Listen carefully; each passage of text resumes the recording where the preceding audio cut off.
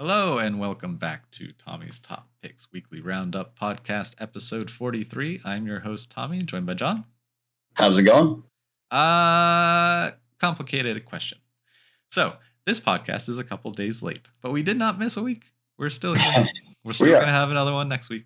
Things have just been a little hectic in personal lives, so coming out a little late, but that's okay because here we are, and we have more things that we can talk about now. So it's true. You went a little too long without a TTP Weekly Roundup podcast, but now the next one is that much closer. That's true. Only a few days away. Yeah. So, yeah. So, our topic this week is the player base of Flesh and Blood is growing. What that means and why we think that's happening. Do we know for sure? No. Can we guess? Absolutely. And discuss about it. Yeah, for sure. I think the evidence is there. Yeah, absolutely. But before we get into that, how was your week? What'd you do? We played Warhammer. We did. It was a fun time. 40K Magic decks. He forced me to play with collector cards that he actually opened and that he sleeved, and I felt pain in my soul the whole time. But it was a blast. Right. They were very thematic, very fun, like total blast. Yeah. So they do curl a bit. I will report they do curl, but it is not that bad. And they curl in the shape of a C for collector. So I like your excuse there. But that did not stop me from putting them, once they were sleeved, under a giant pile of books. That is, they are still under that giant pile of books, and I will keep them there for a couple days as an experiment to see how it goes. If that helps flatten them out fully. I mean, I imagine it'll help for a period, but I do think that over time they'll go back to curled up. I don't know. I mean, I have them in those like pretty serious sleeves, and that straightened them out. That's true. That is true. Those are what are those sleeves called? The ones with the Dragon tongue? Shield inner sleeves. Oh, they're just out of reach. It's okay. They have the little tongue that slips back in, so the card's fully surrounded. Yeah, it's they're called sealable. Sealable Dragon Shield inner sleeves, and then I got dual matte sleeves to go around that. They are some tall decks. They have not gone down in size with the books there. We shall see how this experiment plays out. I just felt so silly with us when we were playing, and there's this mountain of cards. They were huge. They were definitely bigger than expected. I think I probably said that a number of times where I just look over at the deck and I'm like, what? Well, we're used to our little Flesh and Blood deck. Yeah, it was giant double sleeve commander big. So big. So yeah. Well, that was a fun game. I enjoyed that. Yeah, absolutely. And we squeezed in some Dice Throne with some friends, which was a lot of fun. Marvel Dice Throne. Still a fan. Always. How many times have we played it now? We've talked about it for a while now. Definitely still a fan. It's just solid. It's a great game to just pull out. Like, several people need to learn games, so they don't necessarily know anything that you have, and you just like, this is a perfect one. It's very easy to do you know to pick up and just throw. And re-roll a couple times, then you're good. Yeah, that's all there is, and it's a beautifully and then it's all politics and multiplayer. Well, yeah, the politics, and then just I like the theme. Like, it actually feels like you're doing your character's thing. Yeah, I always enjoy that. Yeah.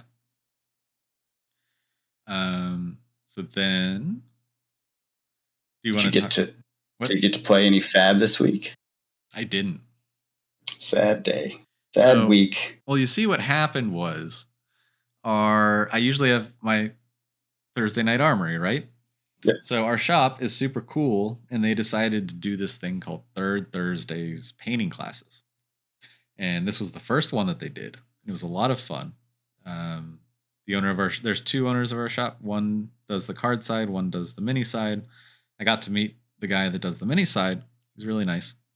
And they're doing this free class. There's a couple of instructors, guys that have been painting since like Games Workshop started. Like, have like some really good painters, and just have all these different techniques and knowledge to share, and they're just like they want to get more people involved in the hobby, and so they're offering these free classes to just come and learn. And like there were people there from with all different kinds of knowledges about the hobby. Like some were brand new, had never painted anything, and some were active players, which was also. It's always good when like pro people come in and show you how to do the craft, because you learn so quickly from people that know. Oh yeah, and you're like, oh yeah, that very well. Yeah, exactly. It's and just then you don't get in bad habits and stuff like that. Yep. And like what to buy, what not to buy, what's a good investment, what's not, what's actually important. Like the amount of importance that a new painter would put on light is probably not very much. They would just paint wherever they are, but the difference it makes with just a light on your model is huge.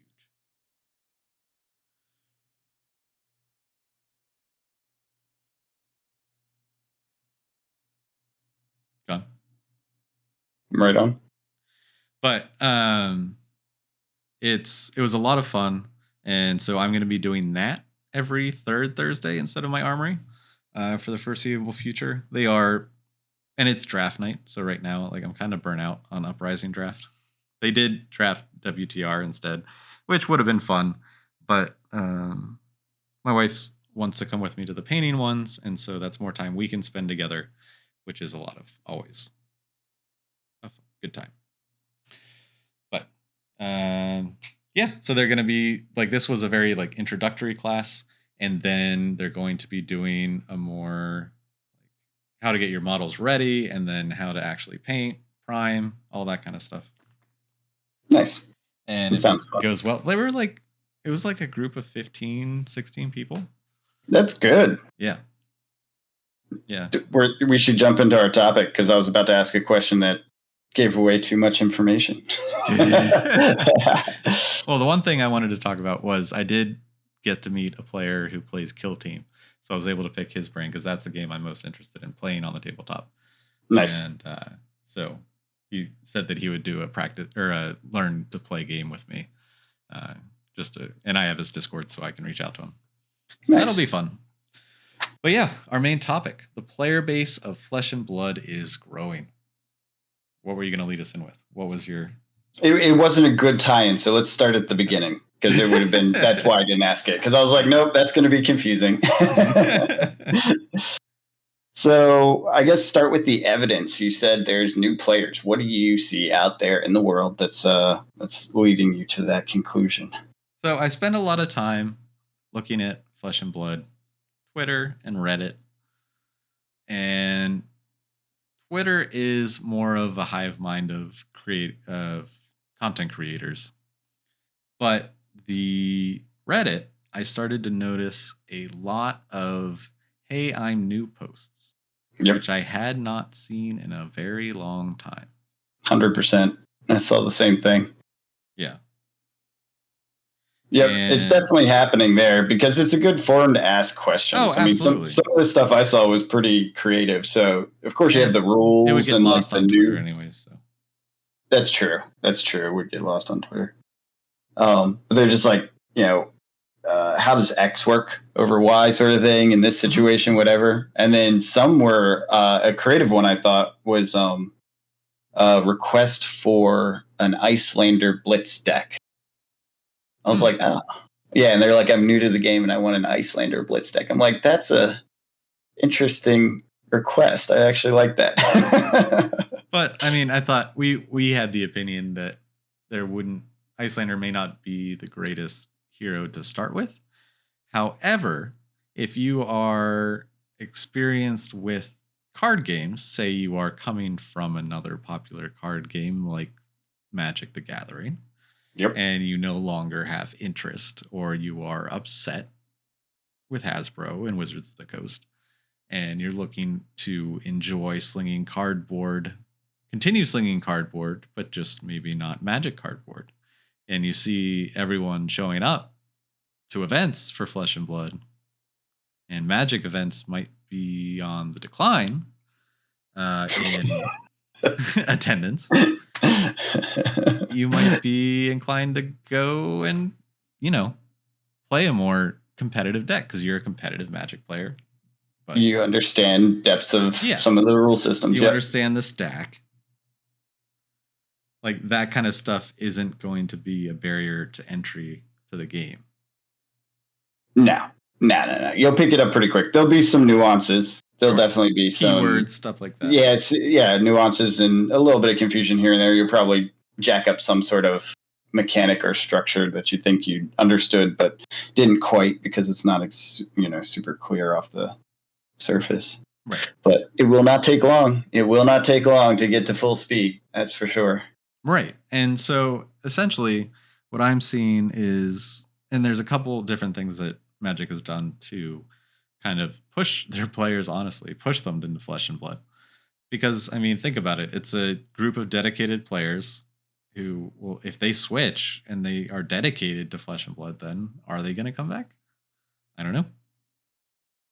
But what I found, the in real life correlation I found was when I was at the game store on Thursday for the painting thing, I was hanging out with the Flesh and Blood crew upstairs before the event started, and there was an Unfinity draft that was supposed to be happening at the same time as the Flesh and Blood draft. It did not fire. 3 people showed up. Which is crazy because our store is Magic. Yeah. It was always a crowd of people for Magic stuff. Mm-hmm. So that is new. Now, here's the question. It could be, is it Unfinity? It could be Unfinity. Actually, I don't know if that's true. I haven't heard one way or the other, really. I think I actually heard that it was kind of fun, but I don't know if it's mixed. Yeah, I don't know that that's everyone's cup of tea because I know I never gave a crap about any of the products. In fact, I actively dislike. But this one has legal cards now. I know, and actually, I'm not against this one, but I understand people that are if they are because I've been there before, so I get that. Right. But the question I was going to ask is, were they all down painting with you? were they a lot of Magic players that don't get a chance to paint very often? No. It was none of the same people. I wasn't sure. That's why I was like, I have a question to ask, but the context would make no sense here.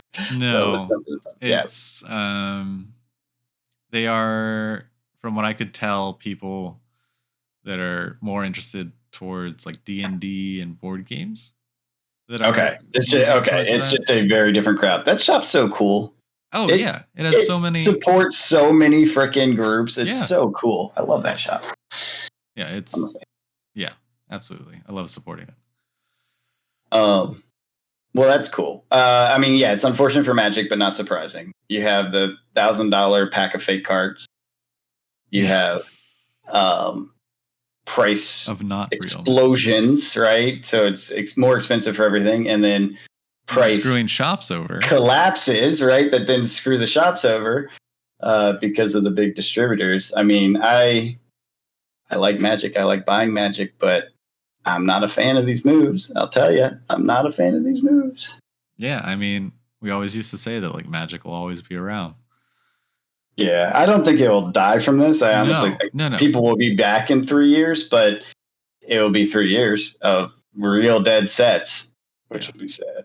But they're pumping out all these really great sets right now.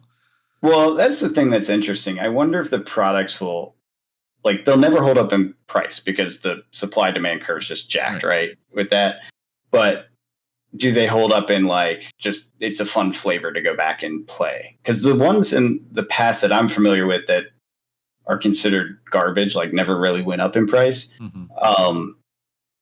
were bad sets. They weren't fun. People actively disliked. Whereas this is you've pissed us off in general instead of about the gameplay, right? Right. It's a little bit different. It's a crazy time. I definitely am reevaluating some things. I am glad I bought the older stuff before this happened, though. I'll tell you that. Because that stuff will all have positive memories in people's minds. Yeah. I intend to still buy, but I don't buy a lot of every Magic set. I buy one thing, right? One of each of the things, and that's it. So I will probably continue to do that because it's not huge exposure, but I fully expect these to sit right next to my Gatecrasher and cons to Kier, and the other ones that didn't really go up that much. Although I think cons went up finally, but it was pretty slim for a while there. Yeah, that's kind of it. It sucks. Brothers War, man. I'm so pumped for Brothers War. It's so annoying that everyone hates Magic right now. I will tell you that. I'm not going to get into it. I'm not going to go crazy with it. I'm just going to buy my usual set. But it's such a callback to my childhood that I'm just like, I want to see this at least. Like, I have to at least pay attention to this. And then after that, all right, whatever. You know, I can be angry with everyone else. I'm not really angry. I honestly don't. What's your favorite of the Transformers? Well, actually, I probably do have a favorite Transformer. I just haven't seen them all yet, so I'm not sure which one. I'll be honest. There probably is one in there that I'm like, oh, they did that one. I don't like it being mixed into the set, but there's product that doesn't have it in it, so I'm not like stressed about it. You know what I mean? Yeah. No, I get it. It's like the Godzilla cards. That was a little weird too. I know people like that. Some people like that. I was like, what? No. Like, why you do that? Yeah, why you do that? I'm not a fan. But it's fun. then they had their quarterly report where they announced, or they were quoted saying that their consumer base is very price sensitive right now. Yeah, that's some nonsense. Like, that's some nonsense. Why would you say screwed that? The pooch. Yeah. No, that's just marketing speak for their quarterly report. It's unfortunate, but it upset a lot of people. Yeah, I bet it did. I mean, fans really felt not cared for. You know, like, yeah. And customers are rejecting this price increase. Yeah. I mean, I would say that's pretty obvious. But then you have the sellouts when these big box drop the price, which they're doing a lot. Yes. Amazon. But now I'm seeing that actually on a bunch of things, because I'm even seeing that on like Fab 1 first edition products, you know. Well, I think that's just update. We'll talk about that tomorrow. Oh yeah? Yeah. Got any Scoopies? Scoopies? Scoopy. Look at the box markets. It got cold. It got cold out there. I think these big distributors dying and moving, products being consolidated, all sorts of things are happening. I think I even said that about the Amazon dump, is that this was an inventory consolidation play. I'm sure there's more to it than that, right? Because I don't know the inside of Bezos' warehouse operations, right? Right. But I think that's you are seeing market consolidation in general across several sectors and ways in which this impacts this world. So we will see more of it, I imagine. So expect more dumps of various products. If you're into collecting, take advantage. Blood in the streets, not financial advice, but that's what I'm doing. And then rip open all the Fab. No, don't do that. Well, actually, everyone else can rip open all the Fab so that my Fab goes up. Yeah. No, I don't know. It's nice to see, I guess, because I really enjoy playing Flesh and Blood. And one of my concerns over the past couple months has been the feeling of player stagnation. Sure. In that there was a period of time just locally at our shop where we would get like an influx in players. We had an influx in new players like around Tails, like when we came in. Mm-hmm. And then there was another wave. There's been a couple waves after that, but then it was just a long time until like players came and stuck. You know what I mean? Like they became part of the every Thursday they're there group. Yeah. I mean, my first times at the shop, there's like 3 and 4 players. Like there's definitely times, not my very first time. I think my first time it was like 6 or 5. But like within that first few times I went, there's definitely only like 3 people showing up because there was maybe 5 to 7 total that even knew about the shop running it. You know what I mean? Like it was very new. And seeing it grow, and that was around the Tails time, seeing it grow has been great. I have not been in a while, and I cannot wait to get back. I actually am very excited for the new set. CC tomorrow. CC tomorrow. Yep. I'm ready. I'm ready, man. Tomorrow? I'm ready. You're coming tomorrow? No. Oh. I'm not coming tomorrow. Well, that's what I was saying. You were like, I'm ready. Well, I can't. I have work thing. I have a work thing. Yeah. I think I told you. Didn't I tell you that? No. Yeah, I do. I have to present to a subcommittee of my board. Good luck. Have fun. I'll be playing Flesh and Blood. Yeah, I'm actually just backup, thankfully. Yeah, but I have to be there. Sure. No, that makes sense. Yeah, that's life. It is how it is right now. I knew that was going to be the case for fall. Yeah. And we can look forward to Star City games. That's going to be a lot of fun. That's coming up. Yeah, that's what I mean. Like, there's a lot of transition happening work-wise, right? There's a lot of transition happening just market-wise and game-wise, I'd say. So anyways, I'm looking forward to the supplemental set, though, I will say. Yeah. So when that Infinity draft did not fire, a couple of us were trying to convince them to just try drafting Flesh and Blood. Oh. Didn't work. Oh. However, the response was, I've heard it's a good game. I've heard it's fun. I just can't justify getting into another card game. Sure. And so what I find interesting is because the Flesh and Blood players I know that came from Magic don't play Magic at all anymore. And besides us, I guess. Yeah, I was going to say who. I'm not sure I'm in the same agreeing category there, but or they don't play as much. Well, I don't think, and this is a bigger factor, or is not a bigger factor, is also a factor of right now. I think people are stepping outside of card game world. Absolutely. Life is getting more and more like it used to be for a lot of people, and they're more and more doing things like they used to do instead of obsessing over card games. Yeah, I mean, I'm even getting into painting. Right. There's like, let's go do some other stuff. Yeah. And I think I've found like a good rhythm that I'm happy with, like a little bit of Magic here and there, and Flesh and Blood every week, and painting. And once I have enough painting, playing minis. But I don't know. I'm excited and hopeful that we will see a new wave of players coming because of all of the missteps that Magic is taking. And when you have from that discussion with the drafters was when they do unglue and if they do switch over,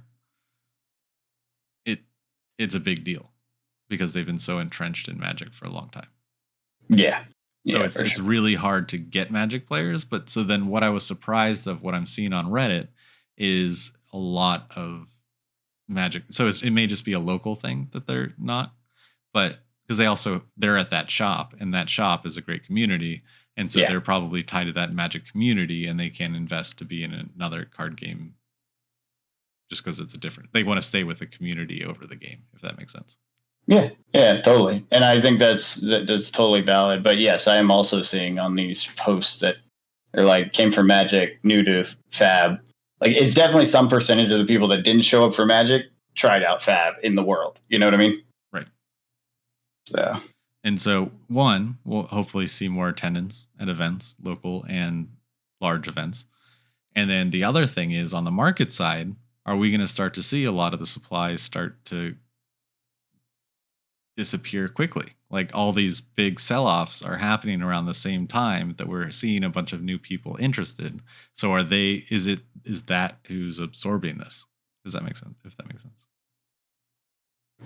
Markets are indicating the opposite, at least in the booster box world, but it is the way it's shaped. It feels like it's more on a distribution side or large holder side than on the player side of the game, So do you think these new players are just going for singles then instead of just group boxes? Because I've seen a lot of posts that I don't track singles close enough to notice prices jumping, but from what I've seen, they're slacking as they always do at the end of a set, you know what I mean?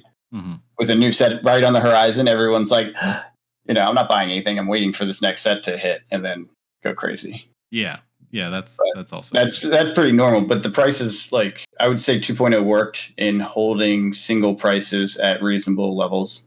Absolutely. From what I've seen, the boxes are still. Yeah, I mean, if you're okay with rainbow foils, like any of the legendaries can be had for not much. Yes, agreed. Everything's pretty affordable. The hardest part, as always, is equipment. Yeah, getting into this game is equipment. It has been since we started, right? Yeah. So that is the big holdup. Can't do this at your local shop, but proxies work perfectly fine with friends. Yeah.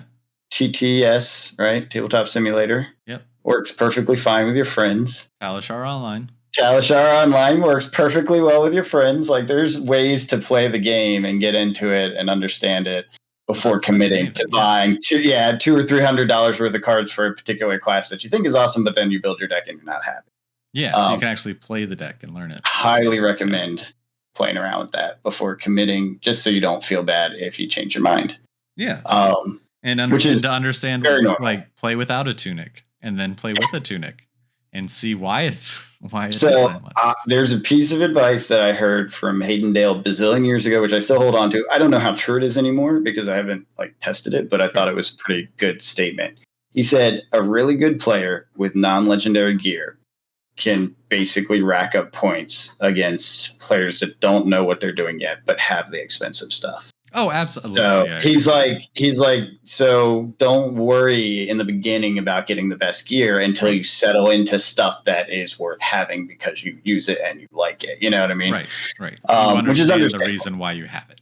Exactly. You're not just getting it because it's built into this deck. You're getting it because you like it. You understand the mechanics and you know how to optimize the usage. Because I'll be honest, there's a lot of legendary equipment. Not all of it. Some of it's pretty straightforward, but there's some, especially class specific stuff that if you don't understand the nuance, man, it's more powerful than it appears on the surface. At least it did. That happened with me for several things. Yeah. Or you look at Briar and you're like, oh, there's creepers in this list. That's really expensive. But then if you are a new player and you're not going to know how to enter that in on the stack and when to do it and how to do it and so it doesn't explode, and it's a very complicated card. Or you could replace it with Snapdragon Scalers and be, if you're playing at a level, like if you are playing better, you can still beat someone with creepers with Snapdragon. Yep. Creepers was definitely one of those ones where I was like, oh, that's way more. Like, people that play it really well are really good. Mm-hmm. Because you have to understand the game.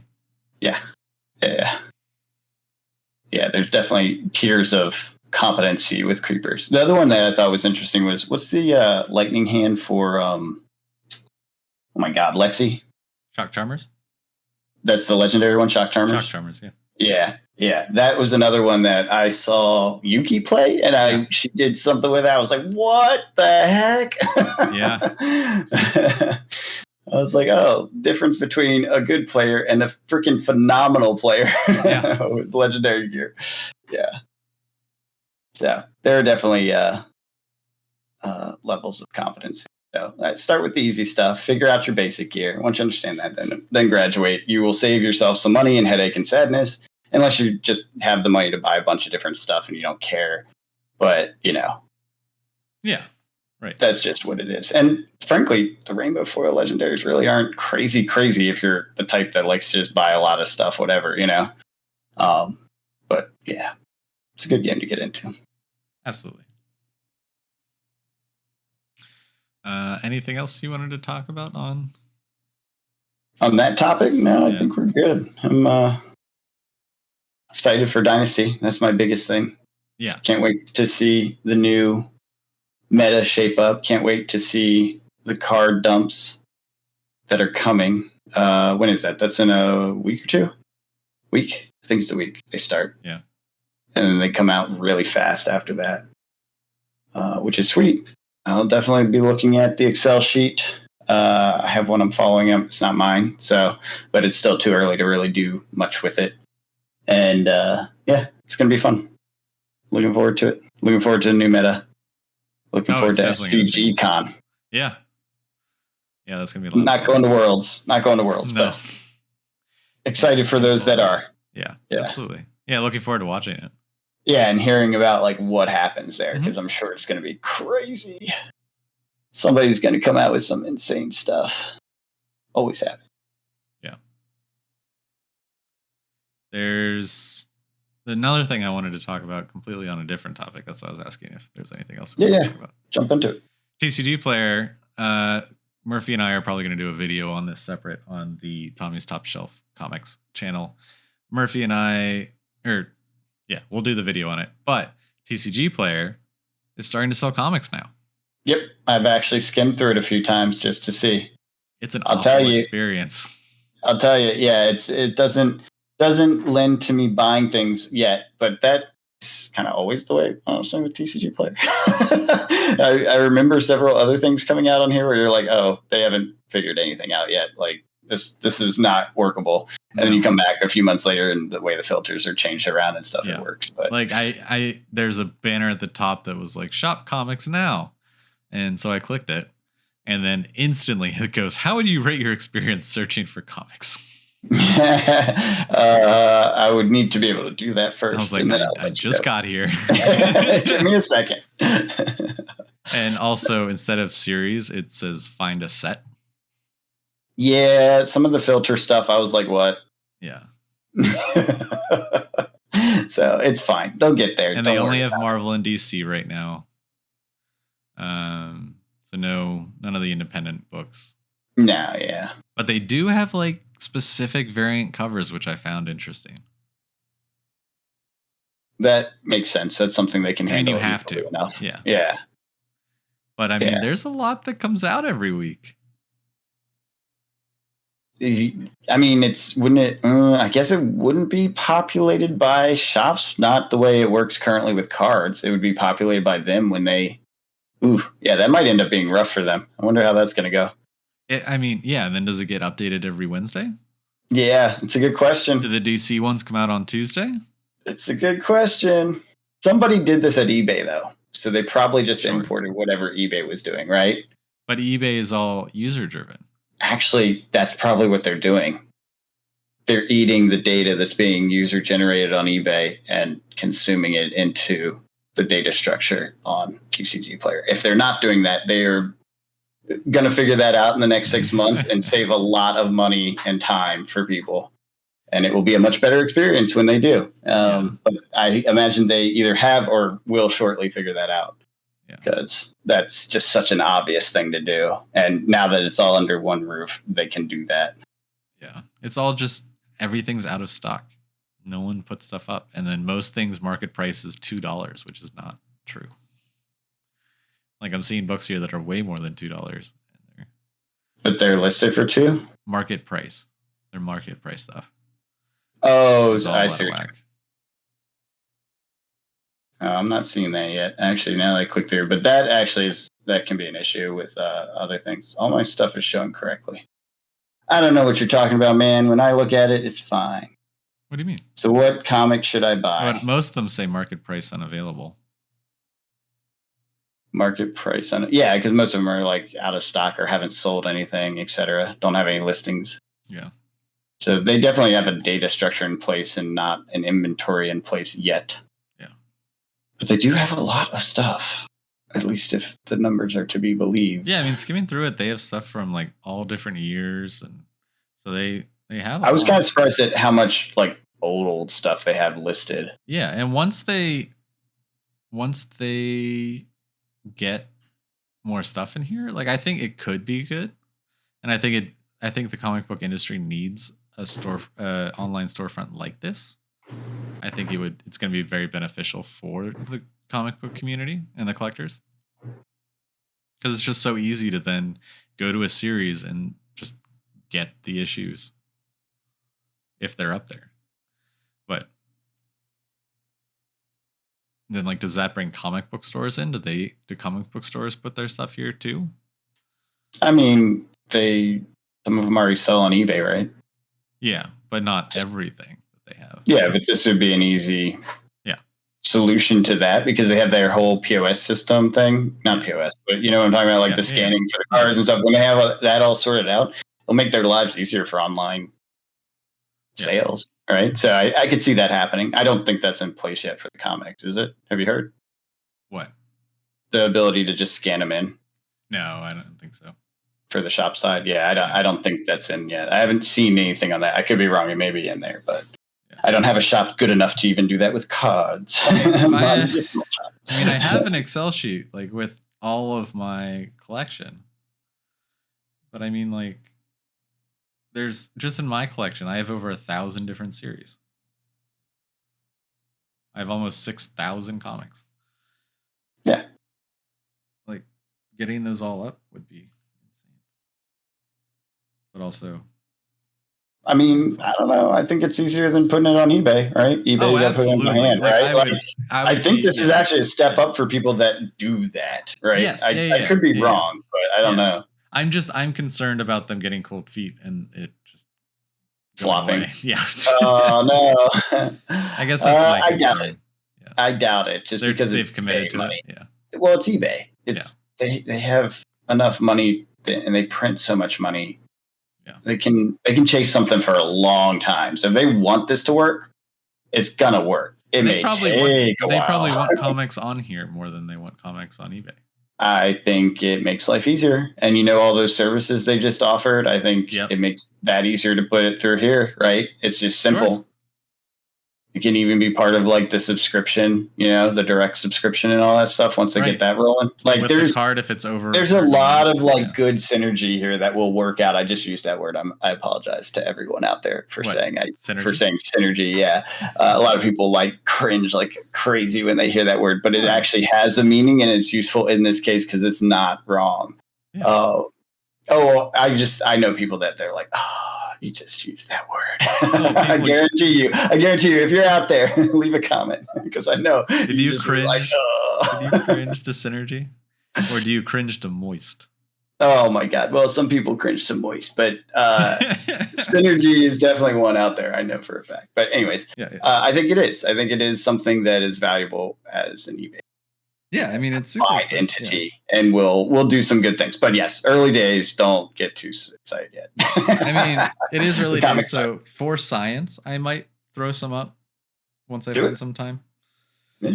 Flow on my priority list at the moment. Yeah, and frankly, the user interface for right now is going to be probably ghastly and a pain in the ass. Like, I don't know that would be worth the effort.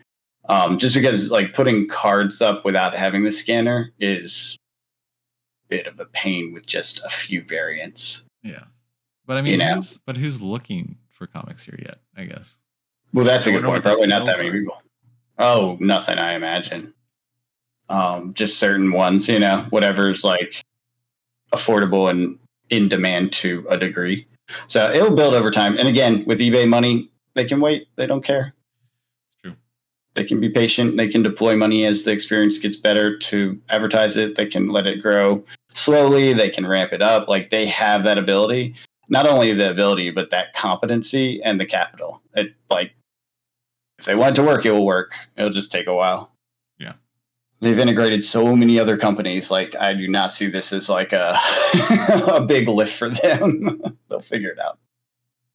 But yeah, I don't know. I don't know. I'm mixed feelings on it, I guess. I was a little over excited when I first found out about it. I was like, oh, this is going to be awesome. But, yeah. Yeah, not yet. Definitely feeling lackluster, but it'll get there. Yeah. I mean, once it gets to a point where you can, get good market comparison data and things like that, then it'll be interesting for me. Until then, I don't care about it. And that's not going to happen until they get that critical mass. Right. Unless you're hey, go buy this comic or this is going to be hot. And then I'll type it into TCG Player because I'm always on TCG Player anyways. That would be the first place I'd go. I wouldn't even Google it. And then it wouldn't be there and I'd be sad because you're talking about an indie publisher or something. And then I'd be gotta go to Google. Yeah. Yeah. I don't know. I mean, I'm looking at a listing of Star Wars The High Republic #1. It's a 2021 series going for $30 plus $5 shipping. Is that good, bad? I don't even know. I don't know. I mean, I own the book, but I don't. I pay much more closer attention to card prices than comic prices. That's fair. just because I'm not looking to sell my comics anytime soon, most of them. And so I'm not, and it changes so much that it's not like, what I'm excited about this is the way people now, like there's cover price, like the suggested cover price on, like the company cover price there's a site that will go through and give you estimated prices for your collection and individual issues. But most people go by what it most recently sold for on eBay. So now you can go, and once this is populated and moving, you can see an actual market price for the book. Yeah. Which is I do wonder if they're going to cross over eBay sales in this in like any short period just to, populate the data. Because they could theoretically do that. That's another data integration that would be. But that's a lot. It's a lot of different books. Oh, yeah. No, it's a non-standardized entry on the eBay side. So it's one thing to create categories based on things that are repeatedly entered. It's another thing to try to link price data from individual sales on a variety of things. You know what I mean? Right. So I think that would be harder to lift. I'm not sure if it's even worth it, right? They would just try to push people over to that platform and then let them live side by side for a while. Yeah. And dump one eventually and just be like, go to TCG Player, you fool. Yeah.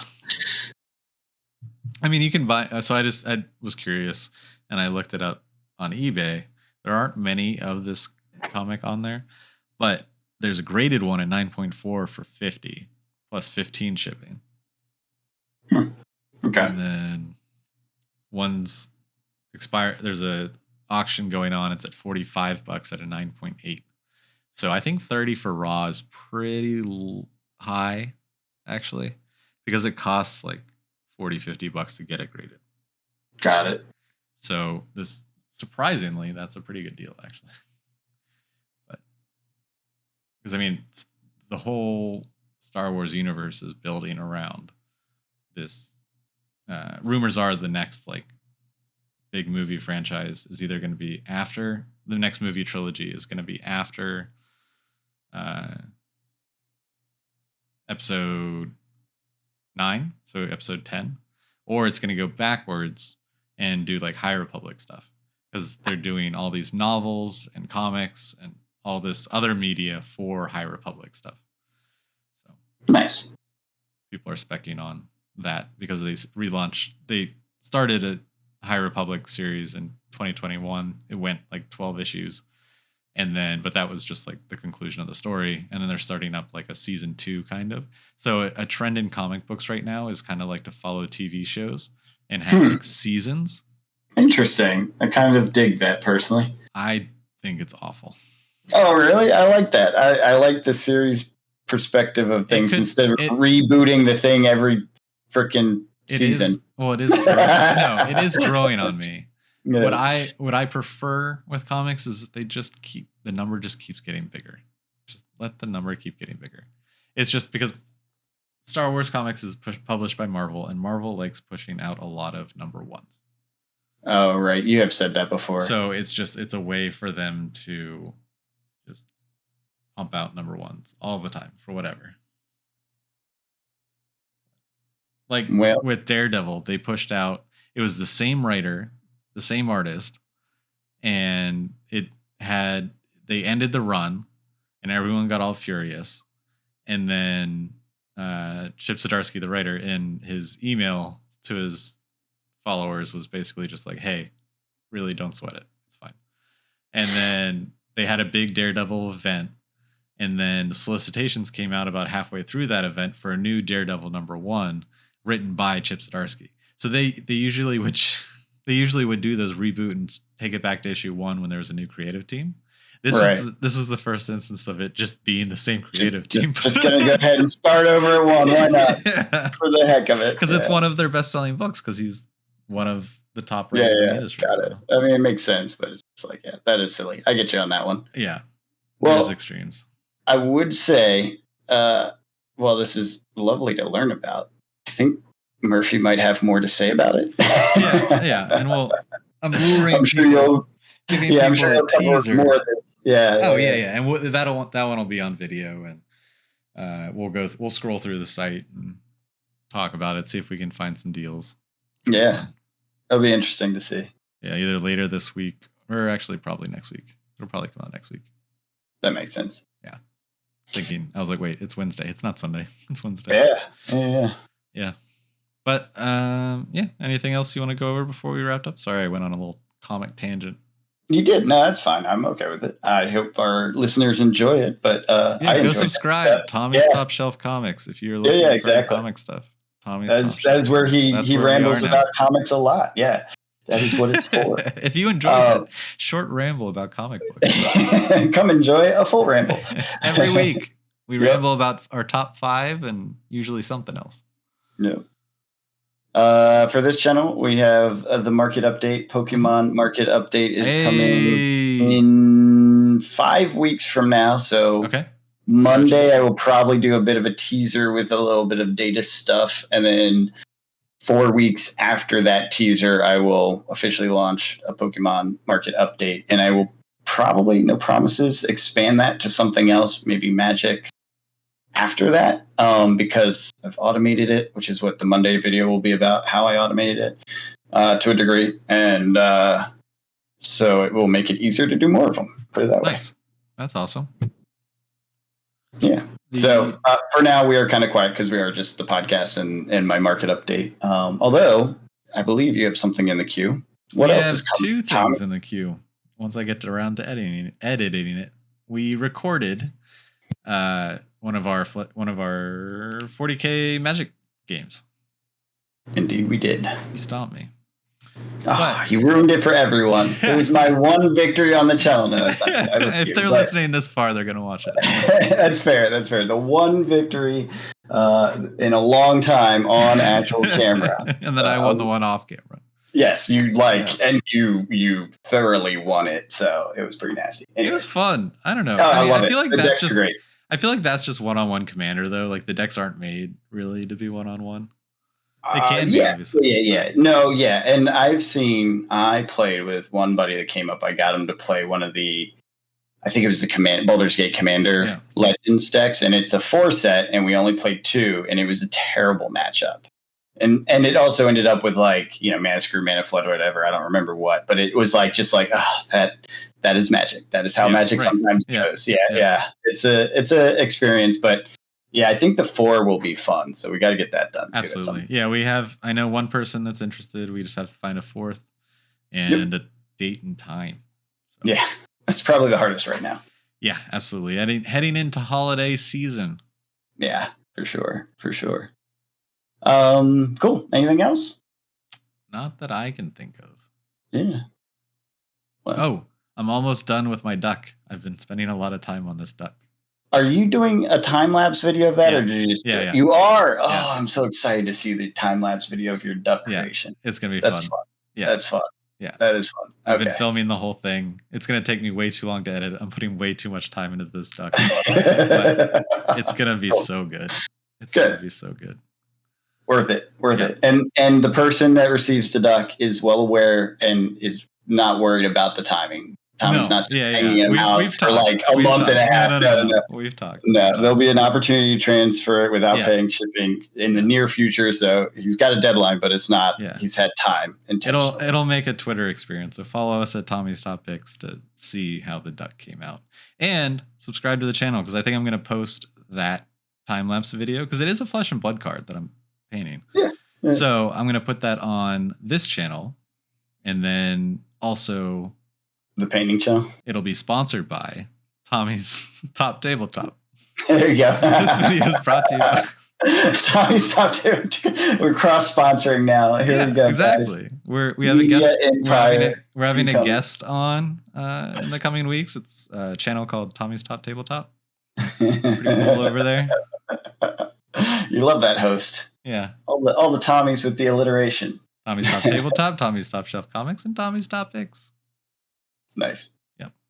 So, well, that does it for this week's podcast. Thank you for joining us. Don't forget to subscribe. If you really like us, don't forget to check out our Patreon down below. You can come hang out, talk with us in the Discord. It's a lot of fun. We have a bunch of really cool people in there and a bunch of great discussions every single day. Indeed. So, on that note, we will catch you guys next week. Have a good one.